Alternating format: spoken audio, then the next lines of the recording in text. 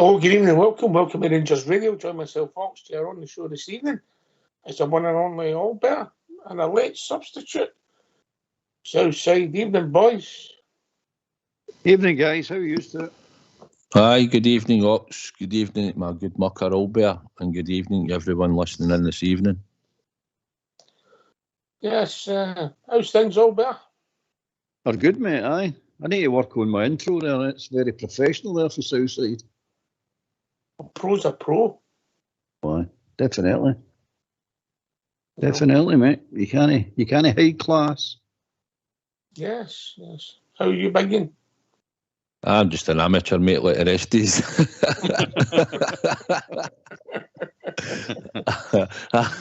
Aye, good. Thanks for inviting us on at the last minute. No, not at all, mate. Thanks for filling in. Somebody put something on, so it was good to volunteer, mate. Albert, I've not heard from you this week. We did Monday, wasn't it? Monday. But since the game on Tuesday, what was your thoughts and how you think the team's developing, mate? I think the team's developing nicely, mate. I must admit. I've seen improvement on Tuesday for Saturday. So that's good. I like to see that. Up against a good team, mate. Let's be honest about it. They were a good team, excellent team. Definitely from midfield to front, they were superb. Lovely movement, lovely football, excellent technique, good to watch.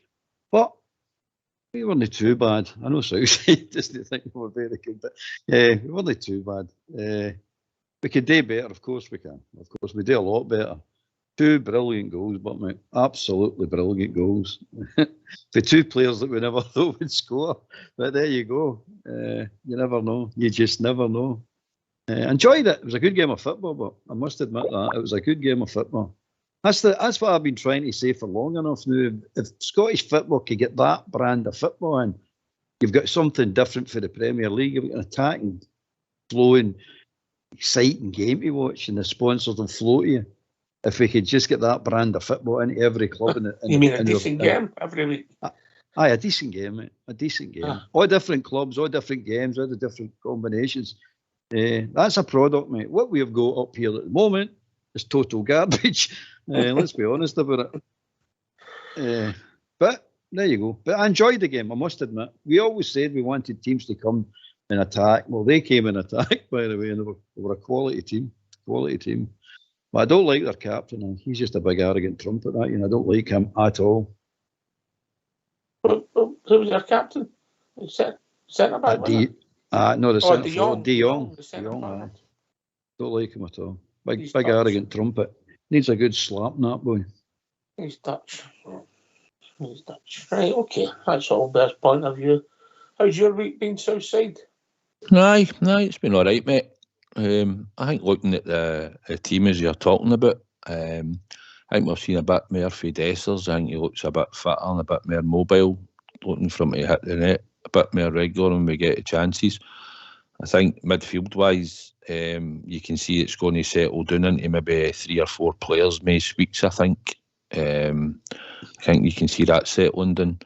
So we've got a schedule of 3 games a week, can't we, for the next wee while? So hopefully you'll utilise some of the squad that maybe haven't so much game time, but I think you'll rotate a wee bit. But I think we'll see a nucleus of 8 or 9 players in most weeks. I think they'll be settled into settled 11. Right. I'm going to go with you two. A wee bit of fun before we start the serious stuff building up to tomorrow, yeah? Yep. Right. It depends what you call fun. Could be ridicule. It's Friday, it's no Saturday, you're safe.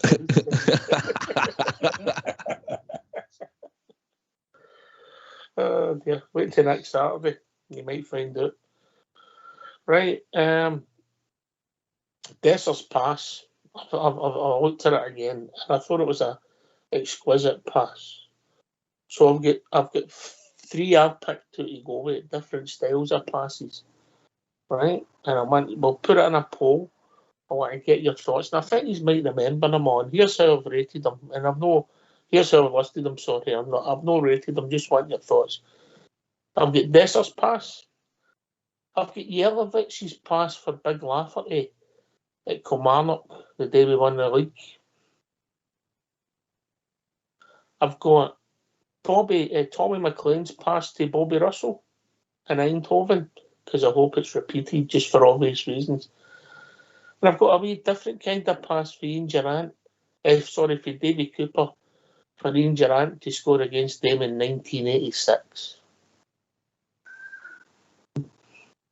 Thoughts, Albert? Oof. 4 good passes, mate. 4 good passes. For accuracy and difficulty, I would say Dessers. For cuteness, clever, I would say Cooper's. For just vision, I would say wee McLean's. And what was the other one?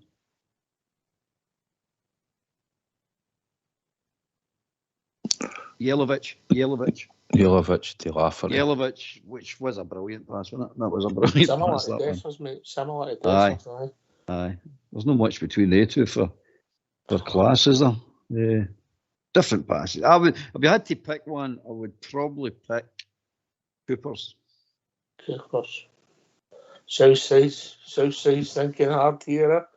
Aye, I was thinking hard because I couldn't remember Yelovich's pass to Lafferty. So I've ruled me right out of that one. No, I remember the game and all that, but that's all right. Southside. Albert couldn't remember Dessers' passes to I can't remember my name. I thought, listen, different things. I mean, obviously scoring against that mob when Durrant scores in the flick for Davy Cooper, it was a bit of genius, isn't it? It's what Davy Cooper had in his locker. Probably get back to wee Calamero, wee Tommy McLean's pass to Bobby Russell. I thought that was a bit of genius because Bobby had made the run for midfield and he just stuck it right into that space for me to run onto and just lofted out of the goalkeeper. So I would edge that one. Well, Dessers, but Dessers was outside the boot and a knot. I'd have went for wee Tommy McLean's one if I'm honest. I thought that was brilliant, especially at that time and all. It was a bit of genius in it in the football park. Aye, what do you think of the selection? Should we have a poll? What do you think, Albert? Aye, go for it. What do you think, Southside? You can go for it. I think probably if it's an age demographic, it'll probably be Dessers will win it, or Durante. Because it's fresh. Mm-hmm. Old School Boy might supply the videos to go with it. What do you think? Oh, that'd be class, mate. Oh, that'd be good. Videos on a radio show. Brilliant. Aye, bring new technology here. Oh, brilliant, mate. You've came a long way, Albert, haven't you? Oh, definitely. My pigeons have not seen me for months. You know? Oh, my God. Oh. Old Foxes come in with one. Gately to McCoy, Stelling Road. Aye, another good one. Oh, Southside. He's thinking. I was. That crowned off a great goal, you know. McCoy's with a diving header. Didn't see that very often, did we? I would stick with the ones you said. Would you say that Hatel's is more a cross than a pass? Would that be fair? Aye, stuck it into the back stick, didn't he? Aye. Cross come pass. Aye. Cross. So we'll tell folks he's talking nonsense then, yeah? You can't put anywhere on the poll, it's a bit confusing. Right, we'll stick to the four we've got. We'll get Old School Boy to put it on. We've got Dessers' pass the other night. We've got Tommy McLean's pass to Bobby Russell in Eindhoven in 1978. Oh, we've got Ian Durrant, Davy Cooper's pass to Ian Durrant in 1986. And we've got Yelovich's pass to Big Kyle Lafferty at Kilmarnock in 2012. Mm-hmm. Am I right? 2012. Right. 2012. Is that how long ago that was? Was it? Right, okay. Right, so good passes. So we'll get a poll going. So it's simple. Jelic, Dessers, Cooper, and McLean. I was just thinking of that goal that Pedro scored at Parkhead. When the ball got past him. It was a corner for Dave Stephen was a corner, Davis. But it was a pass bit, wasn't it? Aye, but it's still a deep ball, isn't it? You know. Just popped in my head, I know. It just popped into my head. You're not having it, all right. I'm not having that. You know. Tavernier's voted Defoe. What was that one, mate? Tavernier's passed to Defoe. Remember the one Defoe just stroked into the net? Aye. There's a COVID, during the COVID, aye. Beautiful goal. Aye. Aye. We stick with the 4? Yeah. Or somebody comes up with anything different, no? Aye. You know. But Fox has gone for that Tavernier to Defoe. It was Tavernier punted up the park. It was Defoe's finish. No, he picked him out. He picked him out. He picked him out. No, I mean Southside. You've got to be fair, isn't he? Aye. Just a punt up a park. With some finish, but so it was, you know, when you see the type of goals he scored there his career and all that, but to just take that on the one move and the one stride and just put your foot right on it, it was genius, isn't it? It's genius. Oh, it's brilliant. It's absolutely brilliant. But anyway, it's not a goal, it was a pass we're talking about. Aye, that's a pass.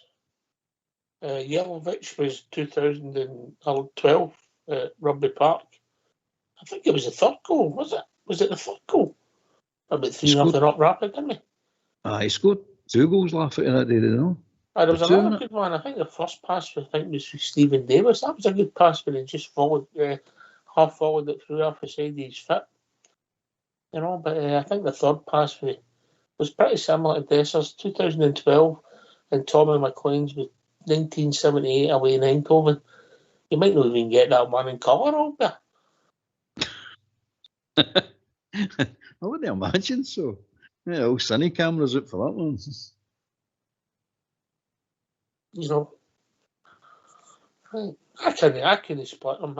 I'm with Southside. Genius Cooper, Intelligence McLean, and the other 2 are very similar. It's just the quality. weight and the bend of the pass. You know, both first time. You know. There we go. A wee bit of fun.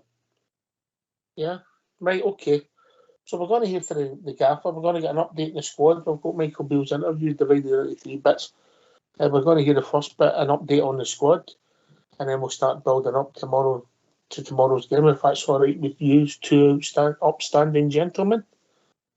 Absolutely, mate. Absolutely. Aye, that's fine. All right. Mute. Right. Get yourself some mute, and we're going to hear from your gaffer. Yes, our gaffer, the Rangers manager, Michael Beale.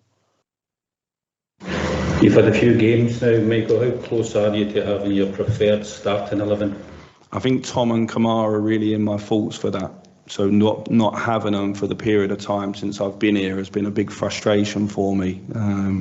So them coming back in the squad, and certainly this week coming back after the international break, them 2 players are really in my thoughts as starters, not as backup players. So I've not had them. So I think then the centre half position this summer with Ben being injured and Connor coming back from the injury and Dujon not being fit, we wasn't able to practice how we wanted. But I think as we go into international break, we're getting closer, and certainly coming out of it, we'll be ready. The doors will be closed, if you like, and then we can get on with really bedding down, I think, a consistent team, and people then have got to take the shirt. I think having 9 games in a period of 4 or 5 weeks, it would be a miss of me not to rotate because it's so early in the season. We know that last year we come out of this period with a lot of injuries. A lot's been made of the finances of getting into the Champions League. Is that the most important thing of getting into the Champions League? I'm led to believe it's a single-digit number, the difference between what we'll get if we go in one or the other. The board are not planning or don't plan for that. So the planning in terms of the finances of the club, it would be a boost, of course, but it's not going to be catastrophic the other way. It's not going to mean we have to quickly sell players if it didn't go our way. We build this squad really well financially on on a very modest or a competitive idea of what we're going to earn, and it's important that we break even as a football club each season, that we're not running a deficit, and I think we're in a really good place right now. Michael, you mentioned there that about Tom and Kamar, how you hope they can still play a big part, or will play a big part for you if they kind of stay clear of injury or injuries. It's kind of, do you still see then that Kamar can make that striker's position his own despite the amount of forwards you brought in? Yeah, I do. That was the plan anyway, that we obviously, every team needs 3 number 9s, and at the moment we would have Cyril, Danilo and Kamar. We've got other people that can play there. Abdullah, I think, strongest positions probably as a number 9. He can play both sides. Sam's played there previously as well. I think Kamar, and certainly he's shown it in training, but you have to make a call with Kamar. He's not going to be able to be involved in 3 games a week right now. So the call is the domestic games at the weekends that he's involved in.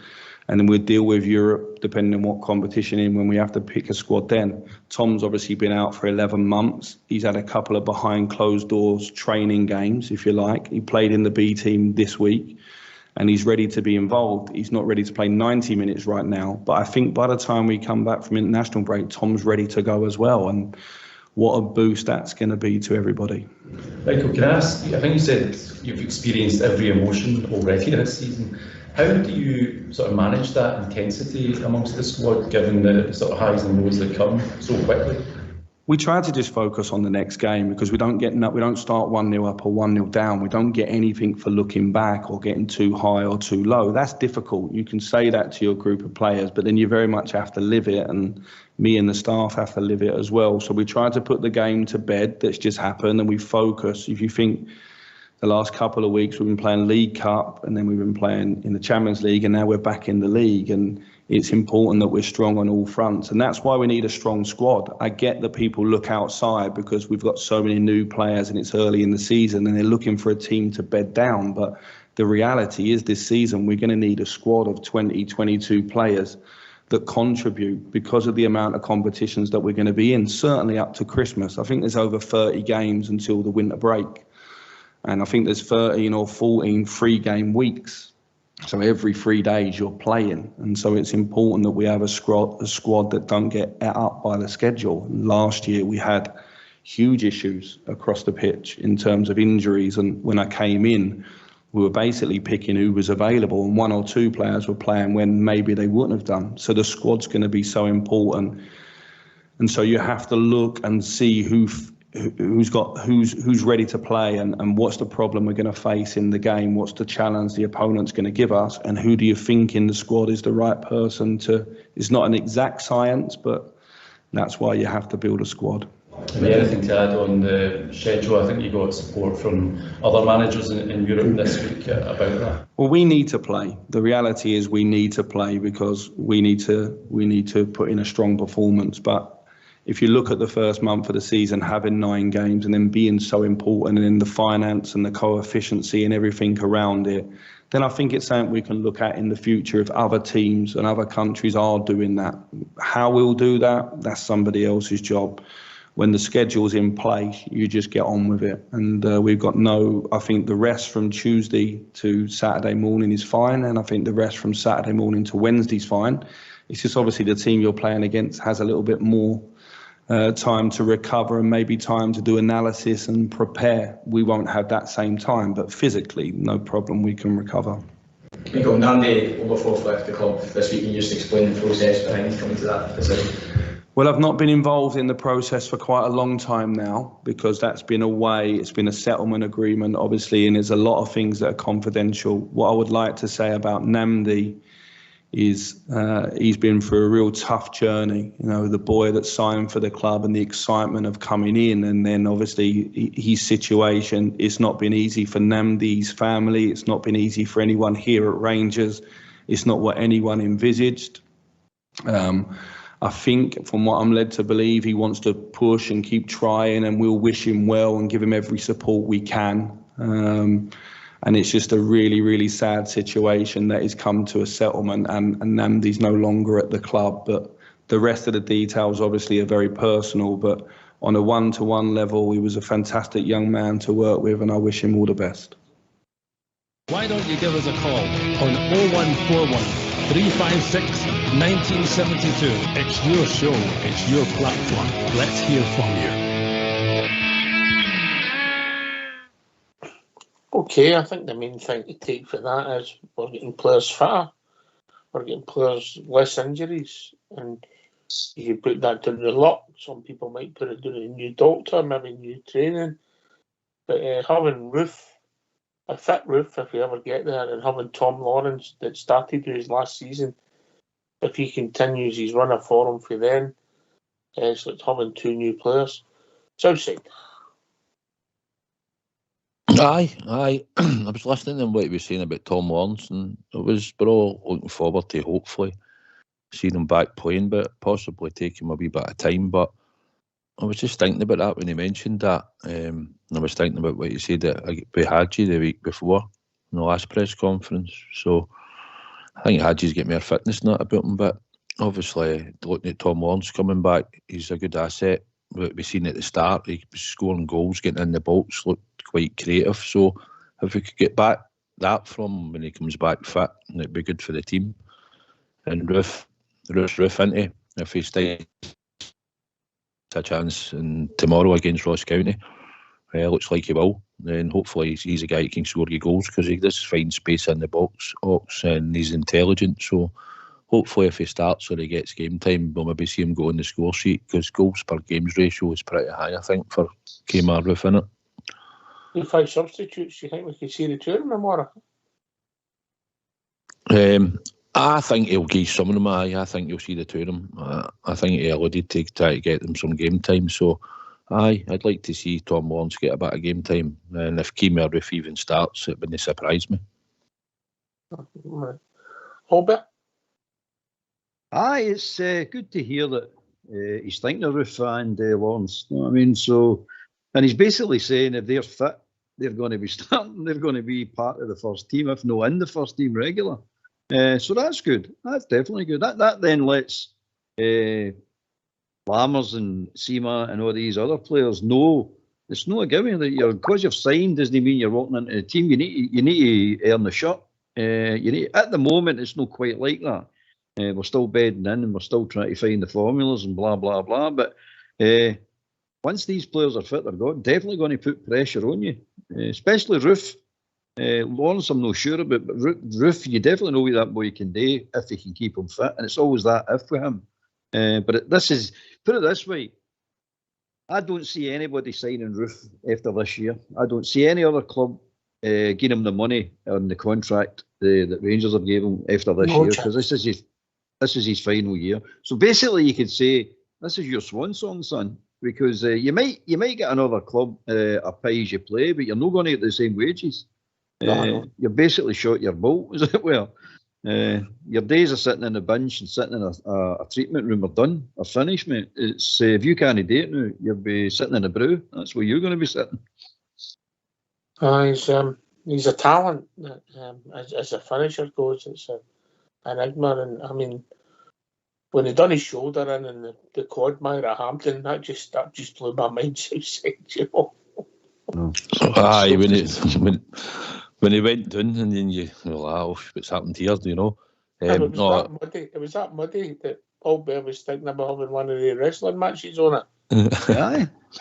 It was we can see the quality Kemar Roof is. You know, he can finish in the box and he makes space for himself, and he can actually go and make a goal for himself as well, as we've seen in Europe when he scored for the halfway line. But he scored some good goals for outside the box for us as well. And stuff. He's an intelligent player. It's just unlucky that he's never fit enough to get a good run of games, or he'd probably smash that 20 goal a season bracket, no bother, if he was fit. But problem with him is that he's not been fit enough for us over the seasons to get the goal return. But hopefully, we always say hopefully, that we might see more of him this season with a bit of luck, and maybe no playing the 3 games a week that Michael Beale said he can't play at the moment.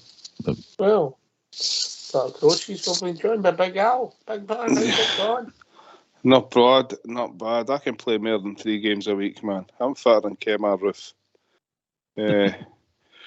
Like, it came out rough. I mean,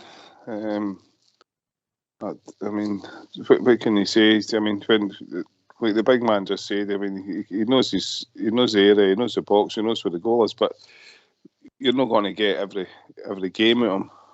I don't know if he's a player that can be dropped in and out infrequently, and then you're expecting him to play. He's not like a super sub, I don't think. I think we just have to use him if we can use him. If he scores goals, he scores goals. There seems to be a few other new strikers there that I think will be higher up the pecking order on them. I think Beale's brought their players in. He'll be wanting to play his own players. So, like Albert said as well, I think it's just a matter of time. It's seeing out his time. Is this the last season he's under contract with us? Aye, the last year. Aye, so that's what it is. That's what it is. Lawrence, will he get in the midfield?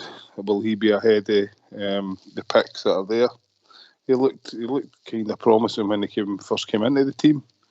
Whether he'll be the same type of player or the same player, he's got the same hunger. We'll need to wait and see. Nah, you never know. Never mind that. How are you, big man? Oh, I'm brilliant, mate. I'm brilliant. Just the time difference is difficult getting on these. But I've been listening to these. I'm glad I never phoned in the past since the start of the season, because it's been a wee bit of an up and down season and a bit frustrating. But I think things are coming together. I think we can see a vision. The style of play I've still not seen a style of play, but I can see what they're trying to do at the club. I think that Dessler, Donalo are all right. I'm not too keen on that Lammers yet. Maybe he'll come good, but I'll tell you one thing, what we've been screaming it for years. Todd Cantwell, what a player, what a man, what an acquisition the club's made there. A real figurehead, somebody that the young team can get around about, get a name on the back of the shirt. So I'm really, really pleased with him. Really pleased with him. I've watched a few interviews this week, like the way he talks. And I have heard a couple of people on the show talking about, he maybe flies into tackles and different things like that. Don't take that out of the boys' game. If he gets a yellow card here and there and he gets sent off here and there, I'm quite happy with that. Do not put any constraints on the young boy. Do not tell him not to do what he's doing. Just allow him to go in that park and be a free spirit, because I think we've been screaming out for that. It's great. It's absolutely energising, I think, for the whole club, for the fan base.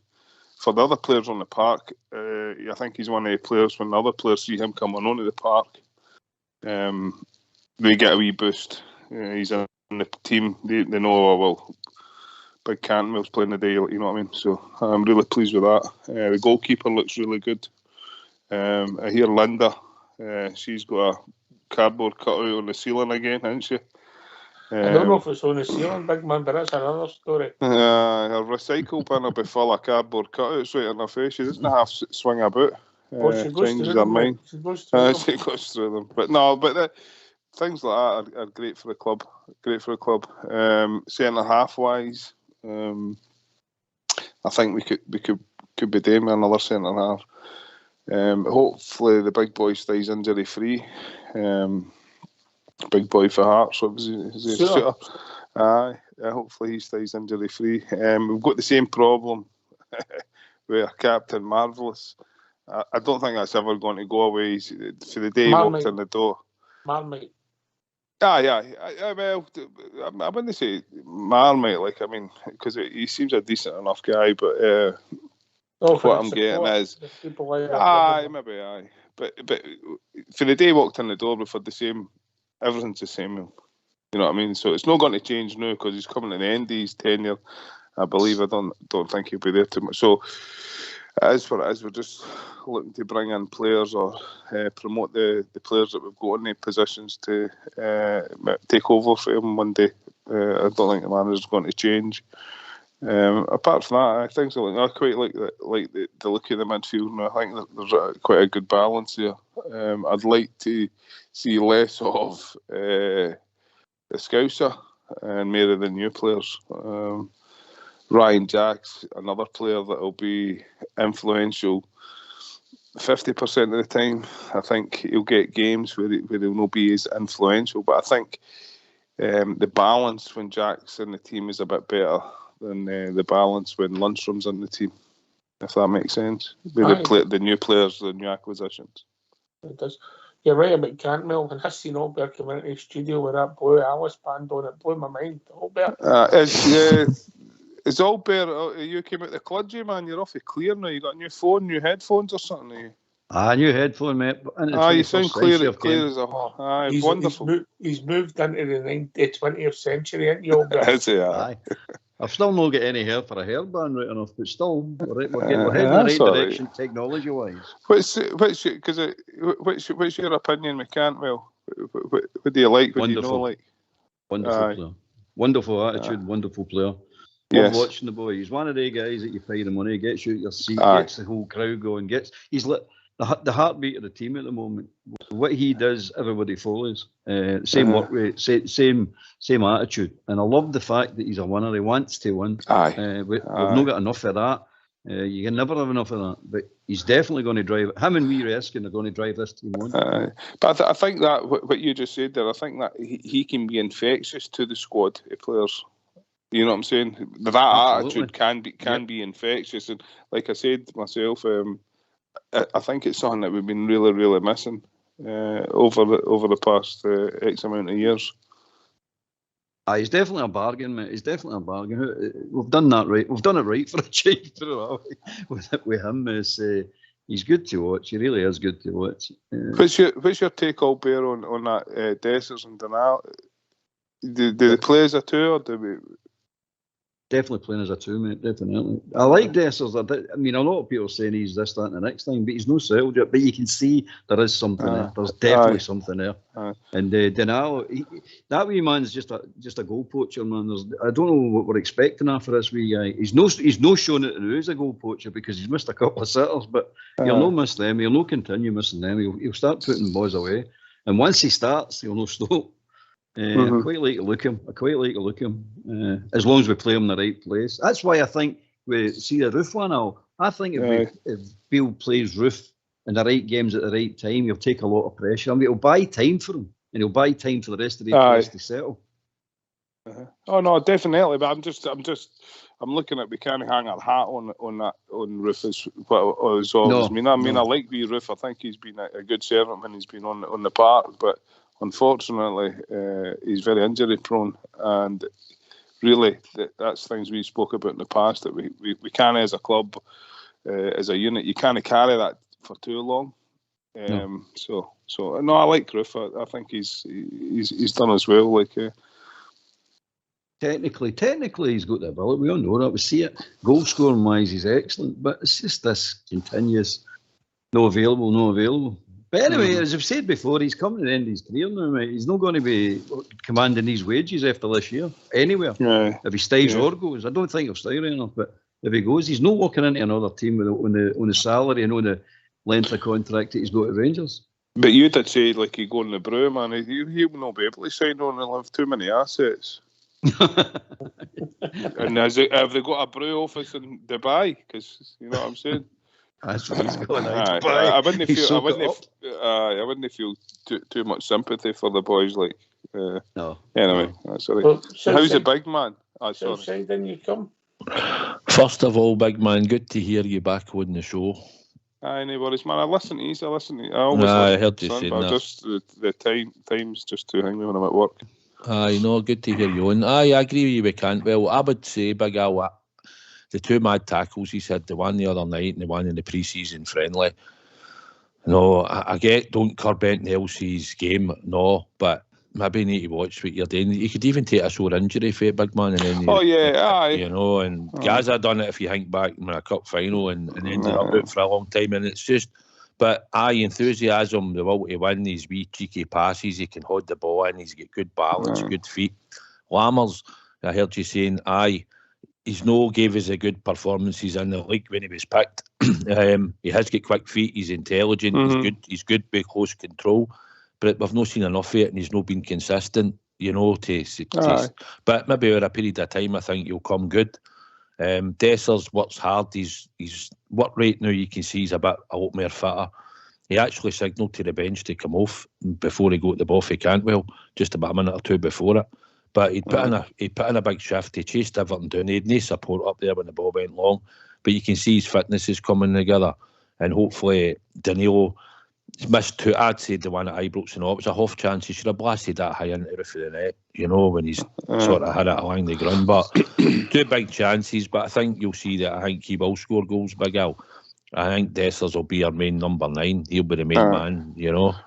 Look, I think at the start of the season, obviously, the defeat was humiliating because you want to come at the traps, you know what I mean, straight away. But I think since then, you've seen an incremental push towards the team playing better. So I don't think there was a big change. We needed a big change. And I think, all in all, if you assess it, the change is working. I think if you look at it, it is working, you know what I mean? It just take that wee bit of time. We're not known for our patience. We want instant success, but I do think we've brought in a few good players there. We can add again, not to a distant future for now. We can look at things again. When does the window shut? I'd like to maybe see a centre half come in. I was reading this morning, I think, next week. So it's time to get that. There's time to get another maybe centre half in because I think we might need the cover there. So I think all in all, I think we're moving in the right direction. Good, mate. Good. Just to let you know where we were in the poll for the past, just a bit of fun.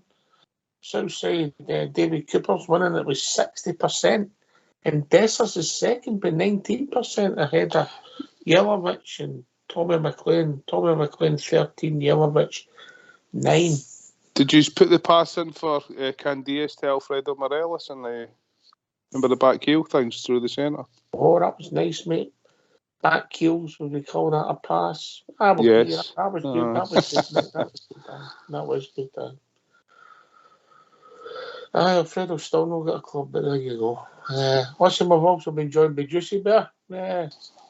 Evening, Juicy. Good evening, gentlemen. Good evening. Good to hear. We can't hear you, Juicy. Good evening, gentlemen. Good evening. You're very quiet, mate. Turn you up a bit. How's that? No great. Give me a minute. Right, go on mute. We heard Juicy, but he's no way he's all better. Juicy, come out of that wardrobe. So the thing is, see, I might say to Big Al, but what do you think of the amount of players we've had to bring in? I mean, I'm coming from the sporting director's point of view here, because everybody's saying we need a new sporting director. I don't think we do. A director of football, whatever his name is. My idea of a director of football is you never get in this position where you have to change your squad that radically. It's a steady flow of players, and it's a steady upgrade over the years. What do you think? What do you think? It's right that we had today. We're getting a position where we had to renew 9 players, basically. No, that was wrong that we got ourselves into that position. But I think we've done that now. So I think what you've just mentioned, one or two players over the next 3 or 4 transfer, like we're saying, like a Barisic, like a Tavernier, they can be rolled out, you know, put out to pasture, and we bring players in, or we go and buy a player for their positions, and then it's a straight swap. But I think we were all crying out for fresh blood. We got fresh blood, or two windows. I mean, I don't know if you need a director of football. It seems to be. I think if you look at it, objectively, I think this transfer window that we've just came out, or that we're still in, coming at the end of, has been a success. I think the results and maybe the style of play and some of the frustration for last year and the previous years is still there. But I think whoever's went and got these players, financed it, and brought them to the club, I think they've done good. So why would we need to generate another position? Maybe sometimes you have too many people, too many cooks spoil the broth. If you've got a tighter knit management, you can, and especially I think if the management between the manager, the directors of the club, is a good relationship. You know what I'm saying? Previously, I don't know if that guy was that good. And maybe the guy that was there under Gerrard, he done a wee bit better job than the last guy. I don't think you need the position. Fair comment, mate. Fair comment. I don't know if you.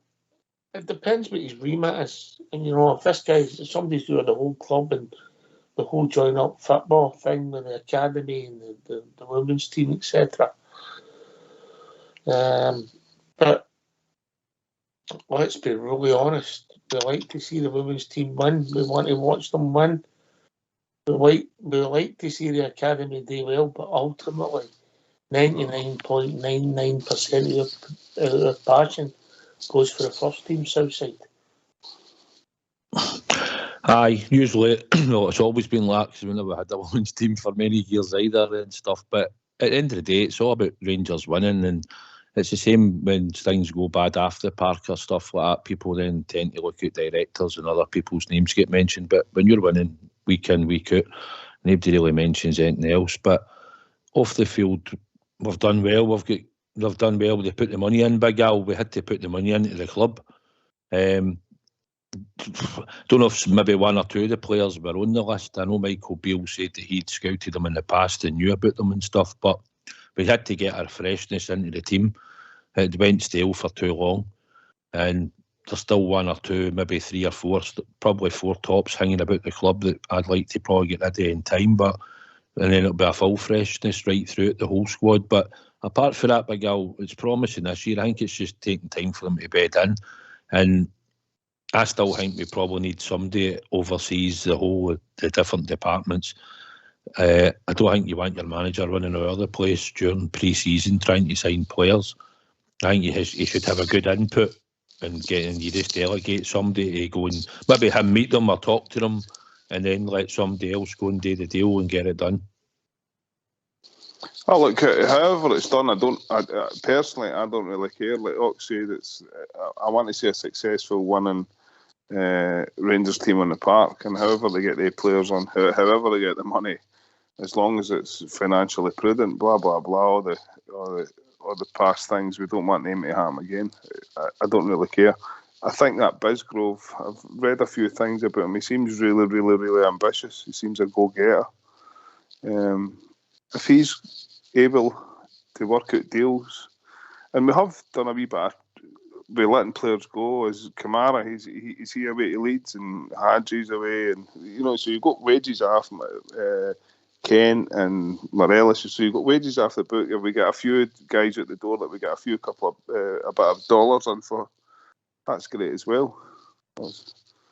So whoever does it, I'm not really worried, as long as the team's successful and we're starting to win league titles. All right, I think Juicy's back with us. All right, Juicy, how are you? Testing. Yeah, you're past this time, mate. You're past. Oh, thank goodness. Good evening. Good to hear your voice, Big Al. How you doing, mate? You're a wee bit crackly there, Juicy. No, I'm good, mate. Thanks very much. Me and Southside had volunteered to come here and make sure you were all right, Big Al. We'd have took one for the team, Southside, weren't we? Aye, so you would. Know where I'm working, you wouldn't come out there. It's like the surface of Mars. Are you up on that coast, are you? No, I'm up in the middle of the desert. Man. Up in the middle of the Pilbara, man. You're an opal hunter. No, they don't have opals up there. Iron ore hunting. Minerals. Right, Juicy, what's on your mind, mate?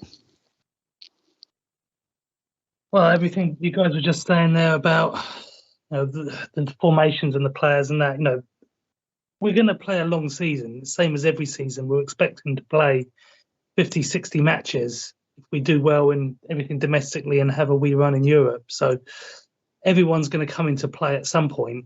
I don't really care which player turns up and becomes the superstar of the season, but you're looking at one or two of the new guys hopefully excelling. I'm liking what I'm seeing generally. I know some of them have started perhaps a little bit slower. As Big Al said, we want success yesterday, we always do, and that won't ever change. But I'm happy. I like the way Cantwell plays. I know that he's perhaps been a little bit fortunate in one or two games, particularly in the last one, to maybe have stayed on the pitch.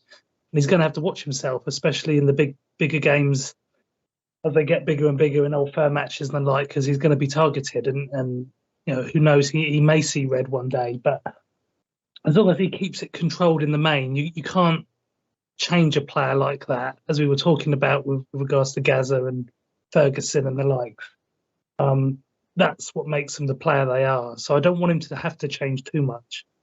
I'm also looking forward to Lawrence coming back, because when Lawrence was on it, he had that same kind of level of aggression and quality as well. So we've got some options now, guys. I think, if you think about next week, Eindhoven, they've got a few problems in defence with a couple of their players being out.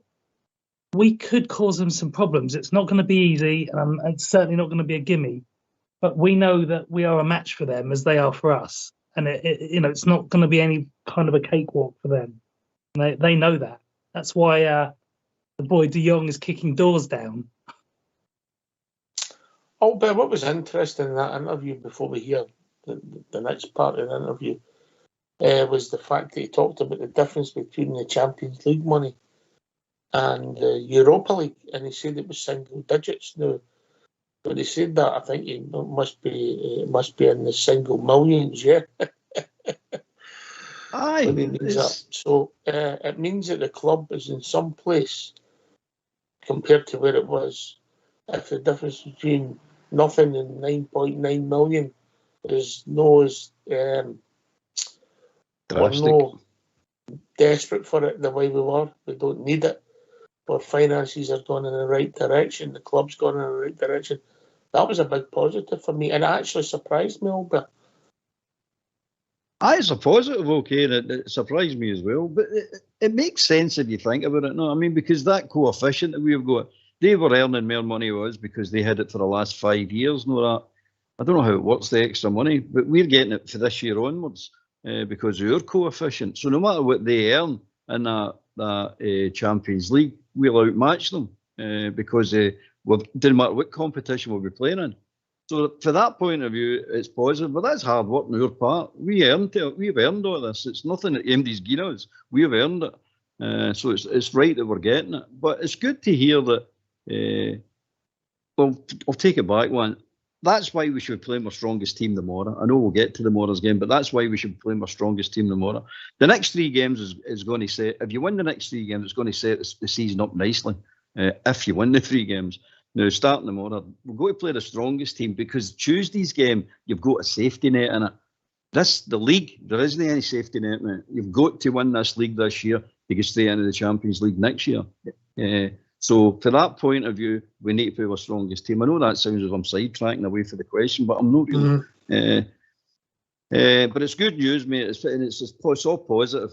All the positive stuff is coming out of Ibrox on a regular basis now, which is brilliant, absolutely brilliant. And I'm definitely looking forward to this season. I must admit, I really am. And I even know further they're saying that our finances are set, which is excellent, mate.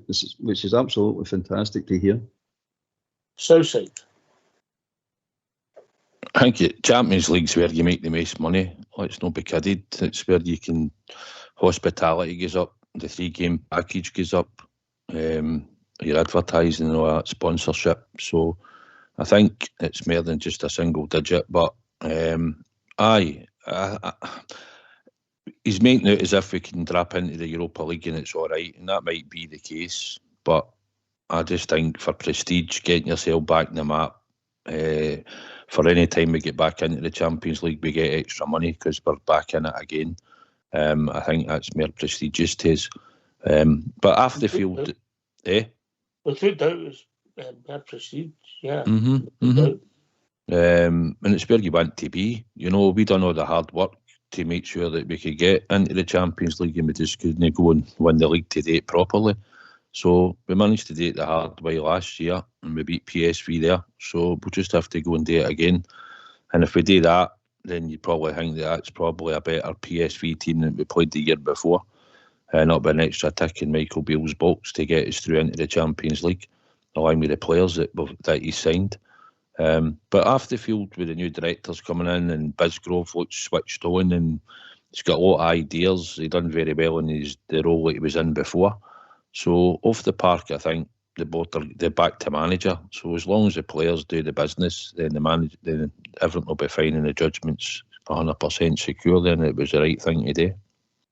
Right, okay, we're going to hear from your manager again. We're going to hear from Michael Beale when he talks just about tomorrow's game.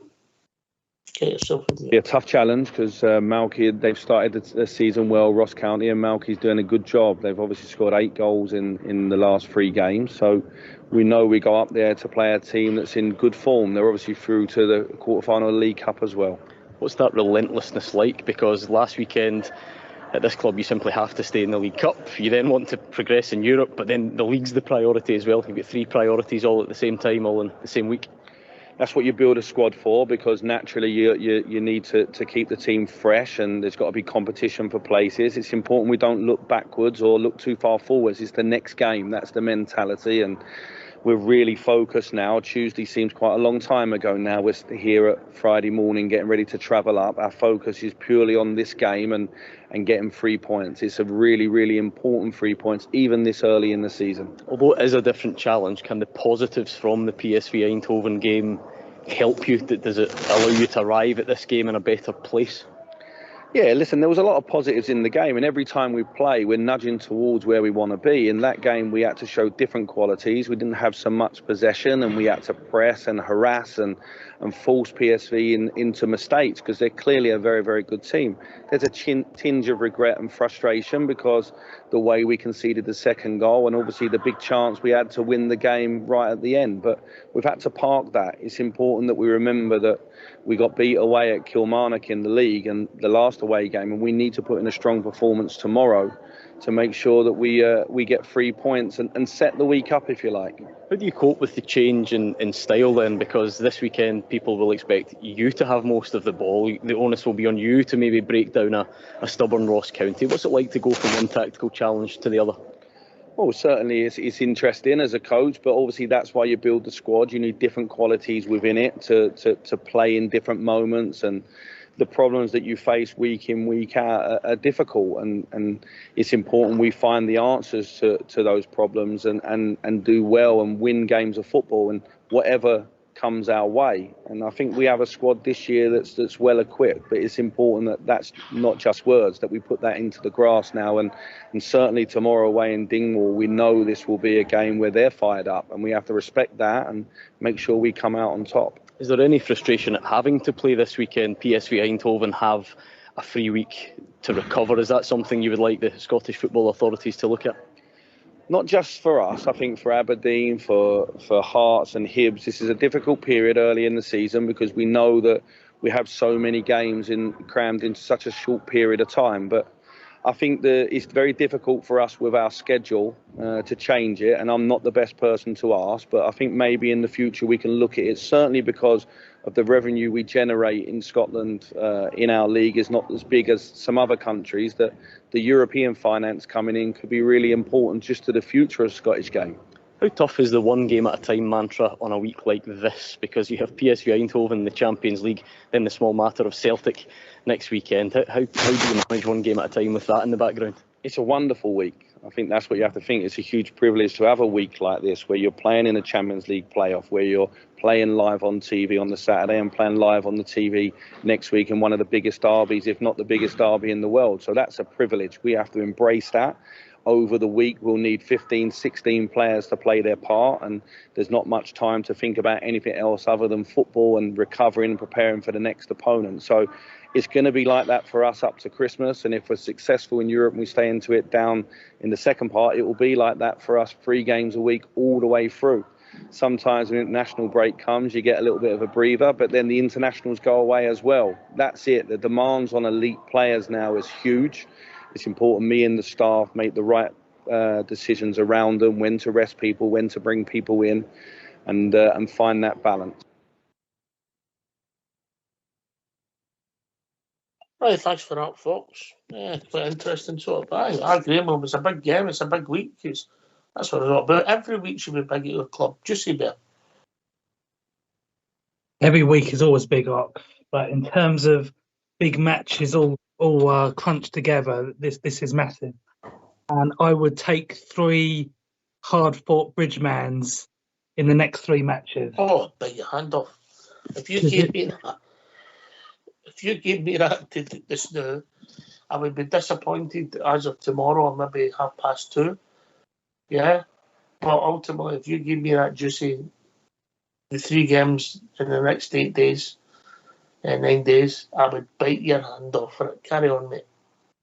Exactly, and that's what you're looking for, and you know that we're going to have to put in some good defensive performances in all of these matches because Ross County like to play a little bit. The last few matches against us have actually been quite open. We've conceded a few goals against them, so they actually play football, or they have done against us in a way that some of the other SPL teams haven't. So I would take your 3 Bridgemans right now, take it to the bank, get the cigars out, get the gin out, get the vodka out, whatever your tipple is, enjoy it, because we know that we've qualified. We know that we've leveled it up in the league, and I think we'd have a lot to be really happy about. They may end up being harder than that, but any way that we can get those 3 wins would mean a lot. And look, if it doesn't work out against Eindhoven, I know we've still got the Europa League, and I know that the money might not be quite as sexy, but if we have a really good run in that, we can match the group stage money. I know we'd have to get through a few knockout rounds, but maybe that would be more achievable. So I don't want anyone throwing themselves off a cliff if it doesn't work out in midweek. We're in a really tough game, but we know we're capable. We can hurt them, as I said earlier. Albert? Tomorrow, mate. I want to concentrate in the morning.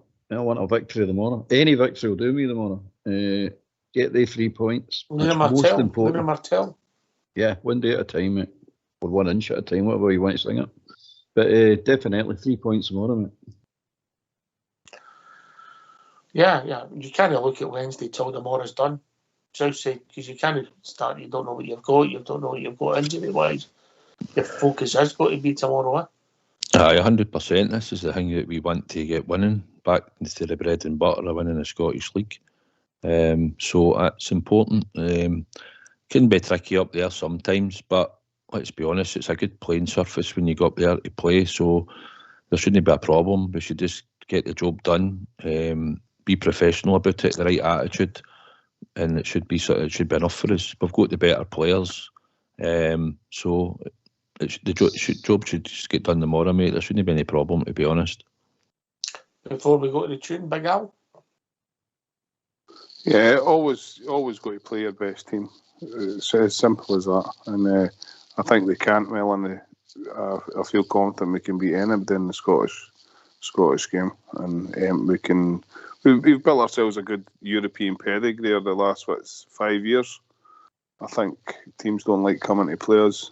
They know they're going to be in for a bit of a game. It was unfortunate during the week that we gave away, but it is what it is. I still go to Holland with confidence.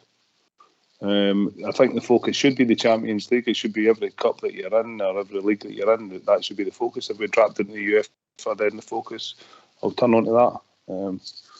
I am confident. I'm confident for the season. I'm just going to go, boys, because I've got the tribe getting up shortly. I need to get breakfast. The shows have been wonderful. I keep tuning in. I tune in if I get catches a wee bit in the morning. If not, I listen when I'm in the office. Any chance you're doing this part of the world?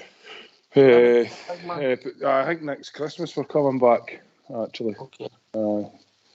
I've got a few things to go a day in Milan and then come back.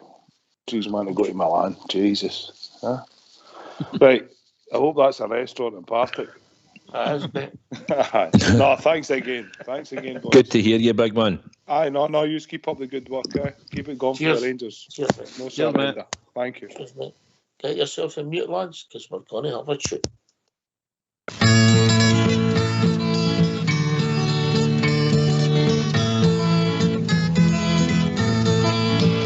There is a team at Irish way who wear the royal blue.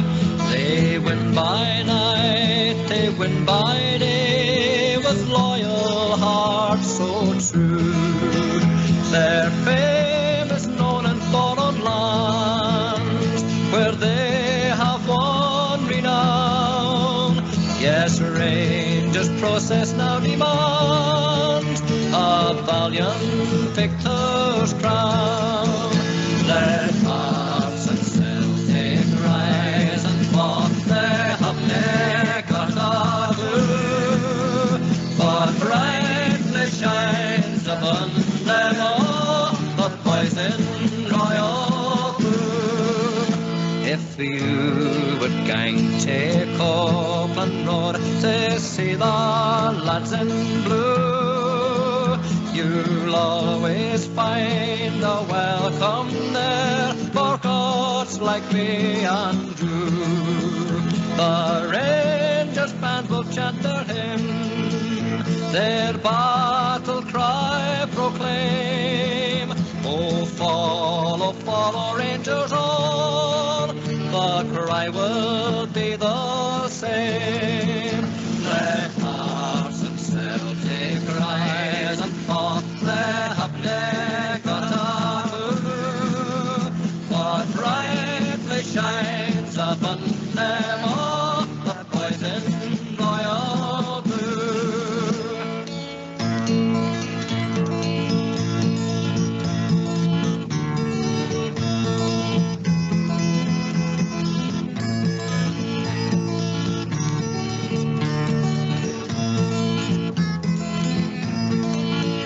Let hearts and Celtic rise and fall, they have never got a clue, but brightly shines upon them all the boys in royal blue.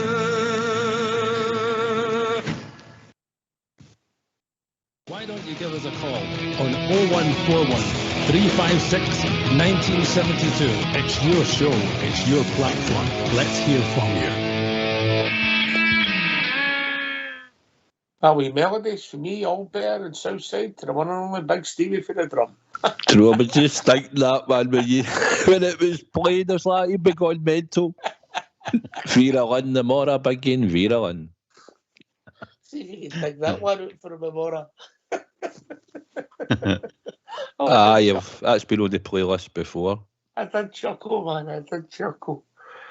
I tell you were thinking the same as me, Big, you know? Aye, 100%. I was just sitting laughing at myself, God, he'll be like, no, no more of that. Right, okay. Right, Juicy, what else was on your mind, mate? Well, just hoping that he can over the next game, because we need to know what we're doing moving into the European and the Old Firm game. But in terms of the lineup that he wants to play, totally agree with what the guys were saying. Play what he feels is his strongest team tomorrow to start. Try and finish them as early as possible, with the greatest of respect to Ross County, of course, because as I said, I expect them to bring it. But then rest some players, take them off, with midweek in mind at that point. But everyone's right. We have to go in and finish that tomorrow, because if we drop points tomorrow, suddenly the league starts to get difficult in terms of the points deficit, and we don't want that to happen. So Ross County is just as big as the other games in terms of what we need to do.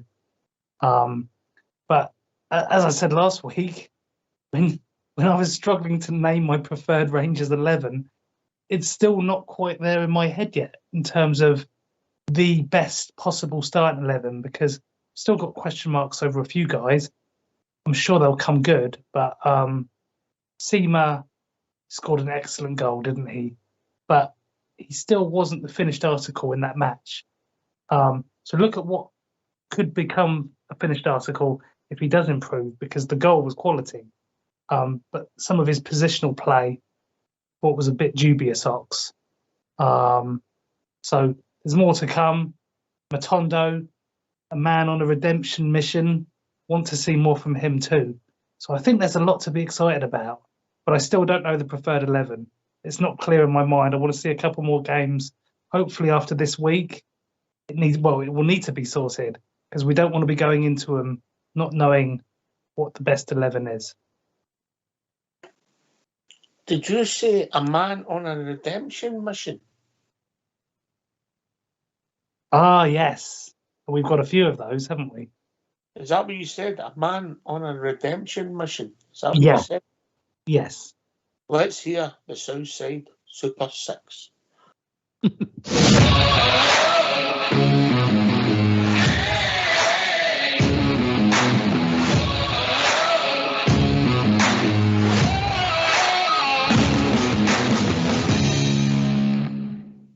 Hi, welcome to Southside Super 6 for August the 26th. My first selection this weekend is Swindon to beat Crawley. My second selection is Airdrie to beat Inverness. The third selection is Arsenal to beat Fulham. The fourth team this weekend is Birmingham City to beat Plymouth. My fifth selection is Leicester to beat Rotherham away from home. And the sixth selection is Southampton to beat Queen's Park Rangers. If you take all six, it pays 17.5 to win.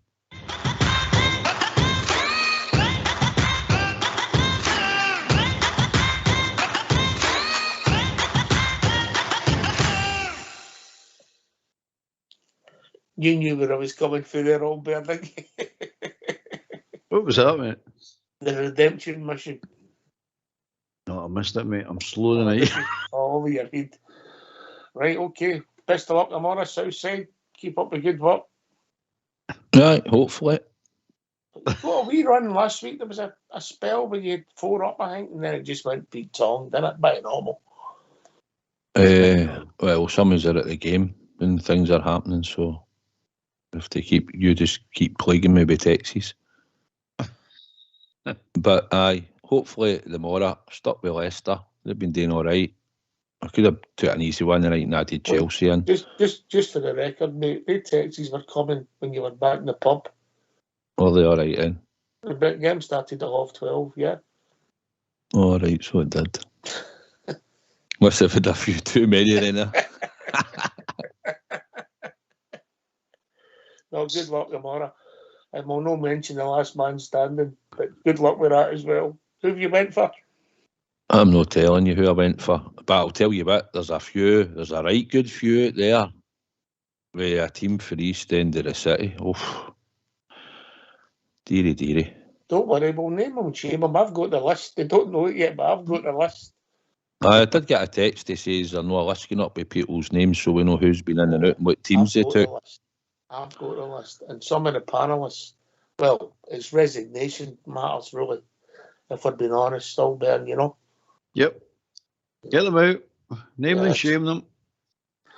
Just for the who's the panellist that's left anyway? When I name and shame, I'll do the whole lot, mate. But I know you're still in it. And Stevie's still in, even though he's out, but he's told Jab, but he's still in.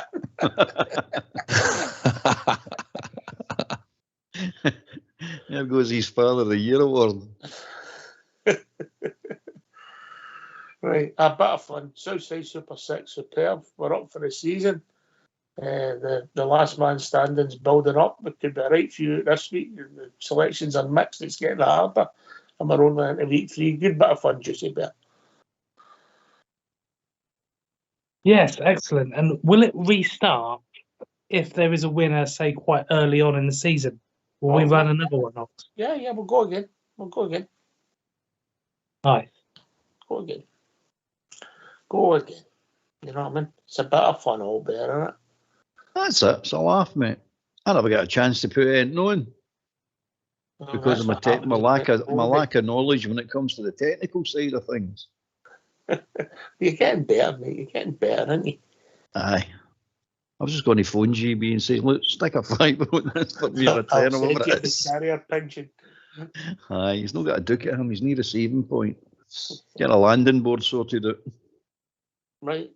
Southside on the spot. Starting 11 for tomorrow. Southside starting 11 for tomorrow. Then Juicy, then Albert. You're at it. It'll be Butland, Tav, Balogun and Suter, Borna.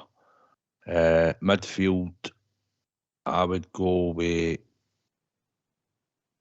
Raskin, Dill, and Cifuentes, Cantwell, Dessers and Danilo. Just a bit. Oh, I thought you were coming to me last. Okay. Pretty much the same team, because I like that Cifuentes playing behind the midfield. I would start Dale as well.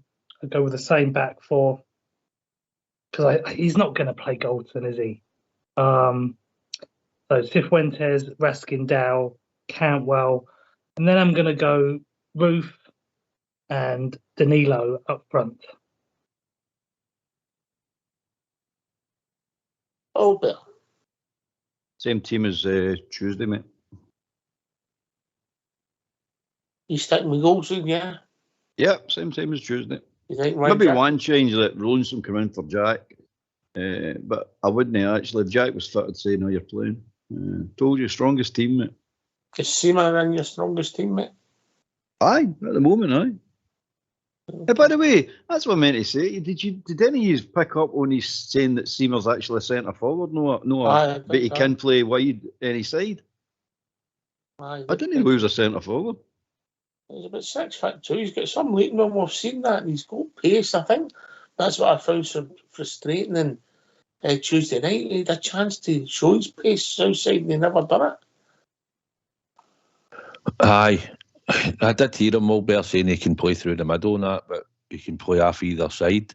He is quite big and tall, no, but I don't know if he's an actual striker. But I think we need to try and get... That's what he's saying, Southside. That's what he said he is. He is a striker. Aye, he did say that.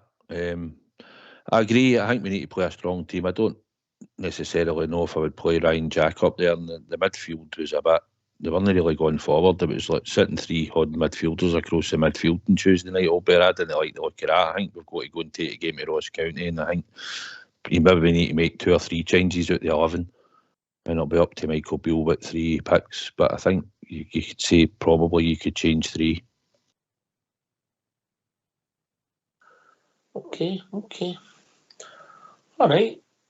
Be interesting to see how it pans out. Come and join us. Give us your thoughts. 0141 356 1972. Come in. Give us your thoughts on how it's going to go tomorrow, what your team's going to be, everything else that's going on in the club. Right, well, we've got one more bit to hear, and I just want to get it in because obviously things are breaking fast in this front because of transfers. Markets moving on. We'll get a last bit to hear from Michael Beale when he just talks about transfers quickly. So if you don't mind, chaps, get yourself unmuted. Let's hear from Michael Beale. It's also last week. If you to do any business, if you're going to, would you expect to be active, Michael? I think that it's going to be a long week. With 3 games, lots of press conferences, pre and post match, and everything around it, and the transfer window ending. I don't want to put any predictions on it. We're close to a couple maybe going out the way. And then we may respond depending if anything comes out of the ordinary. It's not often a Rangers manager can sit here and say that he's got all 25 or 26 outfield players fit and training. So that's a positive as well. And Tom Lawrence and Kamar being in the squad tomorrow and playing in this game, some part of it, whether it's from the start or coming on, is also a big push and a big boost to everybody. Is that Glenn and Yanis when you're referring to a couple?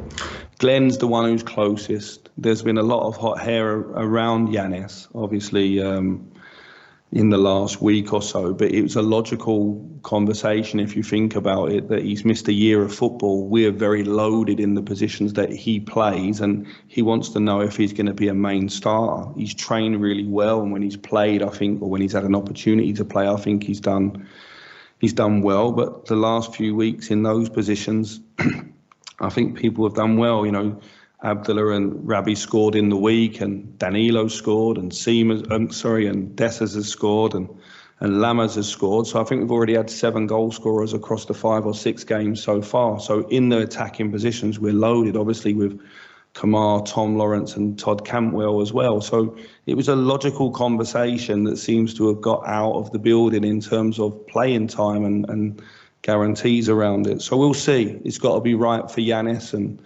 certainly not dismissing Yanis being inside and being an important player either. You mentioned there that the two lads move on, you may look to do stuff. I'm assuming you're looking to look at the defensive area of the team, or? It's a possibility, you know. It's a possibility. It's not a definite. Glenn's obviously had some very successful spells at the club. Why does this maybe feel as if it's the right time for him to move on? We had an honest conversation when I first come back into the club about Glenn's future and where he saw it. And then I think 10 out of the first 11 games I was here, he started. In that time, we signed Todd Cantwell and Nico Raskin, but they came in after not playing for a long period of time. They got in the team and done really, really well. So there's been no fallout or anything. I think we was expecting Glenn to move this summer. It was his wish as well. So there's no issues with that. He has to obviously find the right club. It's got to be the right valuation for everyone, because we would be losing a very good player. But when you're very honest on the player's side that he sees his future elsewhere, then as a coach you have to move in a different direction. And I wasn't in the mood for persuading anyone to play for Rangers. I just think Glenn's been an excellent signing over the period of time he's been here.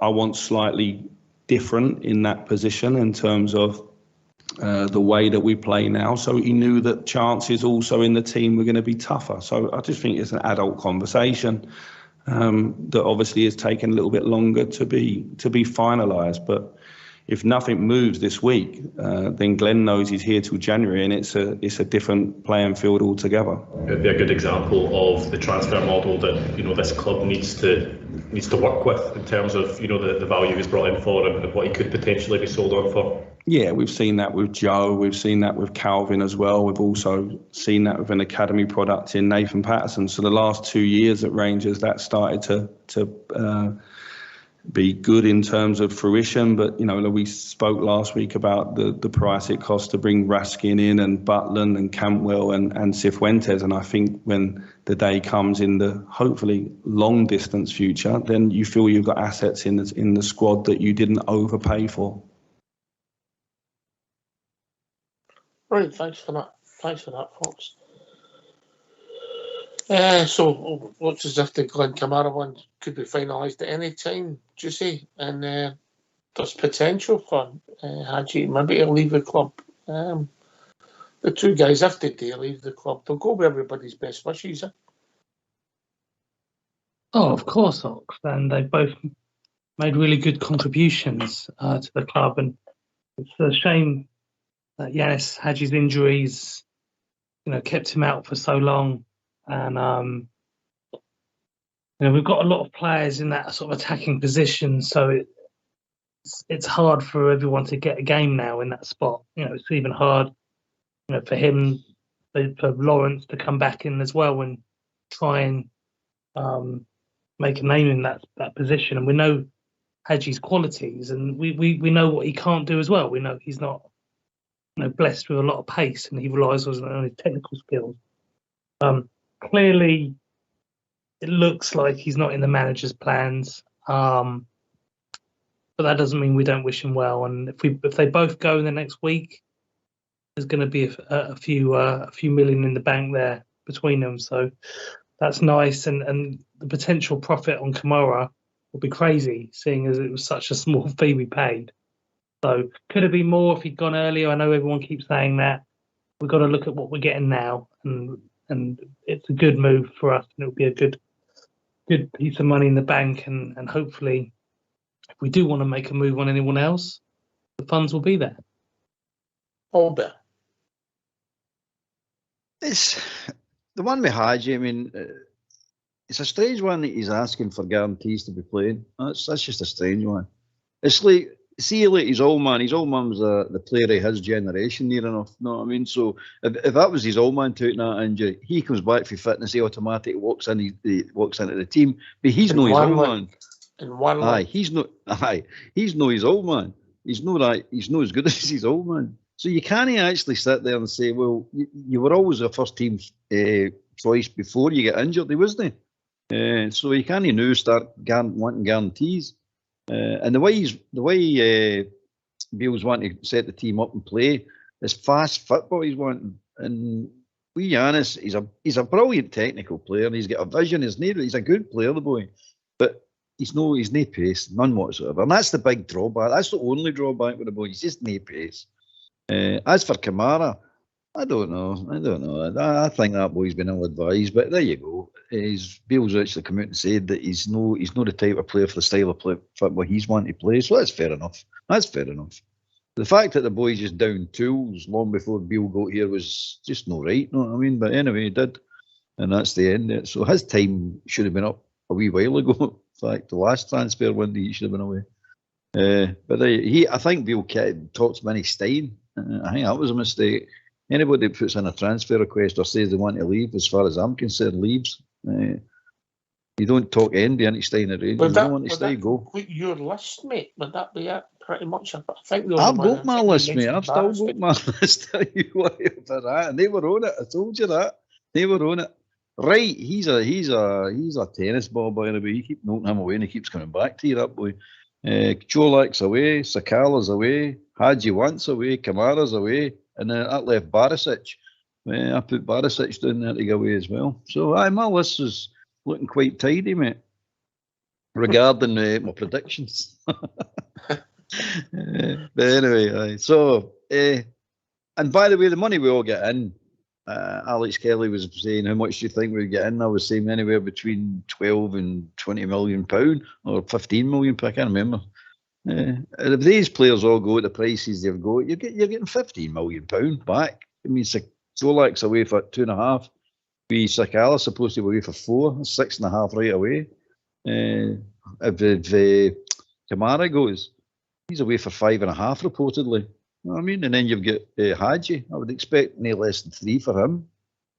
So you're looking at it and you're going, there's the guts of 15 million pound plus. And that now covers all the transfers you've brought in, basically, plus some. So you've got money there for the original transfer budget. Because I don't think that they were taken into account when they were setting up to buy players for this window. Huh? So we're quids in, mate. We're definitely quids in. Everything's heading in the right direction now. South side. If the figures are right, then I can see how we can pull in the money. Hadji, I feel sorry for a wee bit. I think he's not really had a full chance. Listening to Michael Beale talking about Tom Lawrence, and I think, well, Hadji's a lot fitter than Tom Lawrence now, and Tom Lawrence is quick, but I don't think he's really that pacey.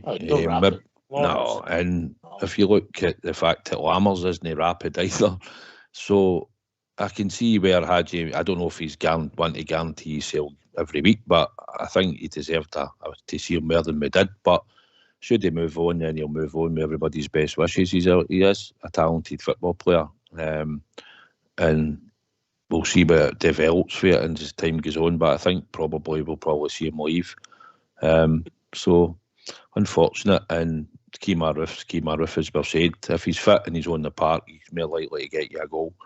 So we'll see how that develops over the next few weeks. But it's good that he's in the squad and he'll be thereabouts. And as long as he stays fit after Ross County on Saturday, then I'll maybe take him into the next league game, or I'll be in the squad for the game against them. Can you text Ur Hadji and let him know that we'll be changing his name to Lammers?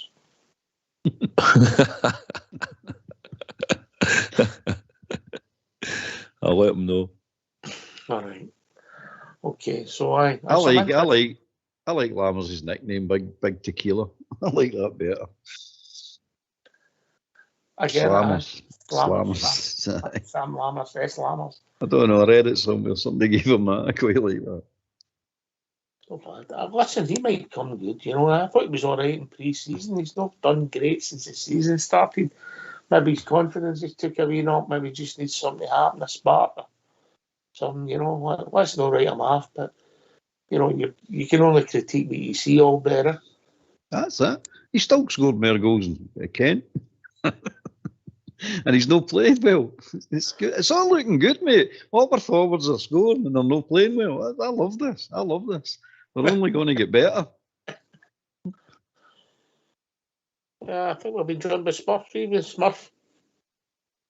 Evening, Ox. Evening, lads. How we doing, mate? Smurf. No bad. I just wanted to phone up and make a comment about the best game of the week, which was on Wednesday, Suicide versus Big Stevie.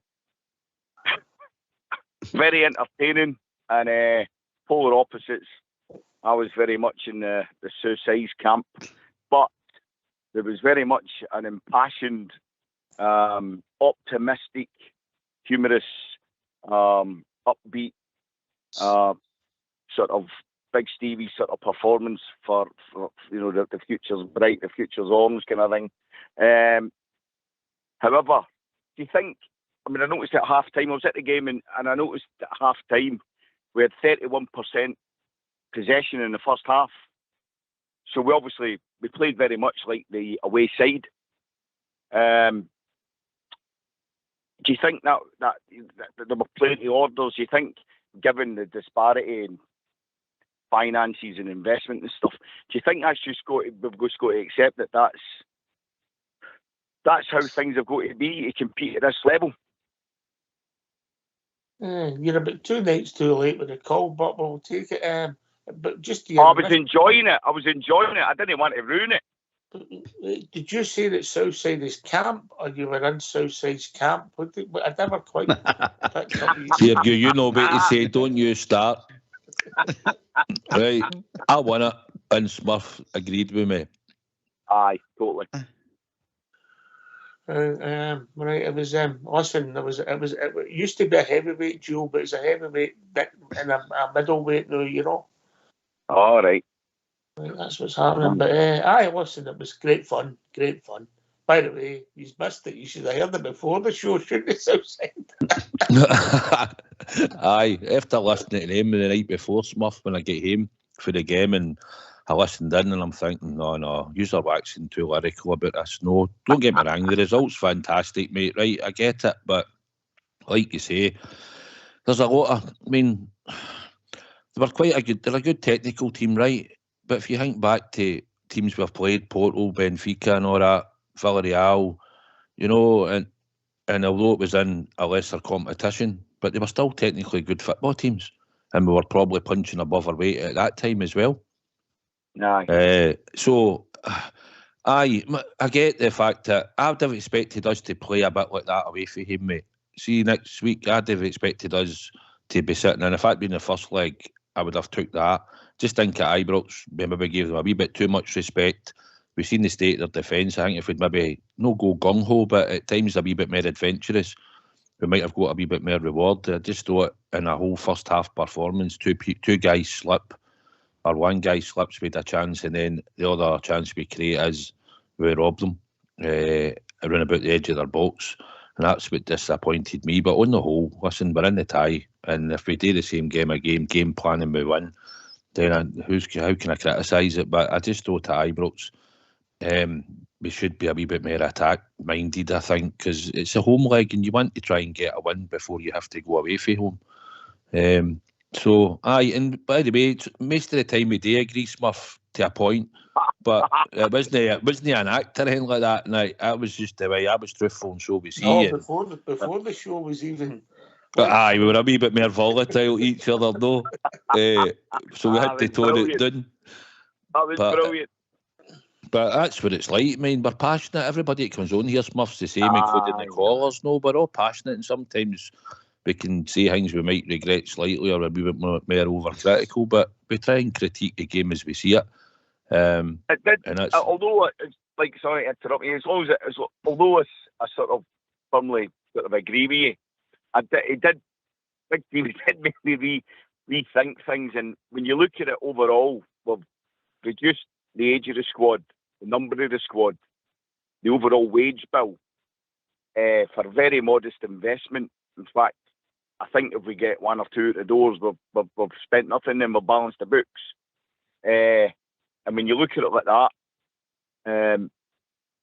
you know, maybe as Rangers fans, we see our club as, well, to put no too fine a point in it, as football and aristocracy. You know, one of the stars in that UEFA Champions League sort of iconic sort of ball thing is for Rangers for playing in the very first Champions League. But we're sort of, in modern day parlance, we're kind of old money, so we can't compete anymore financially, and maybe we've just got to sort of cut our cloth. And I get frustrated. I'm looking at Dessers and I'm thinking, obviously you see that pass, and then for the first goal there's a wee sort of, he's getting anywhere to go right enough, but there's a wee kind of reverse pass to get it to a blue shirt, and then he scores a great goal, the blue seamer. But he does lack pace. He's very slow and ponderous, I think. But you think, well, what does 4 or 5 million quid get you nowadays anyway?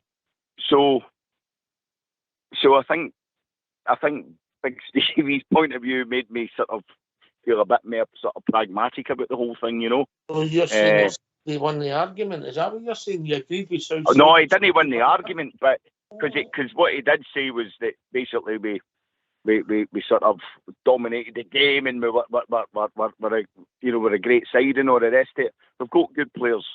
We've got the nucleus here, a good team with 4 or 5 players. Not the nucleus here, a good team, and so things are looking positive. But I do think the question mark really hangs over the signings of the forward lines, and that's always going to be the hardest bit of the team to get right, isn't it?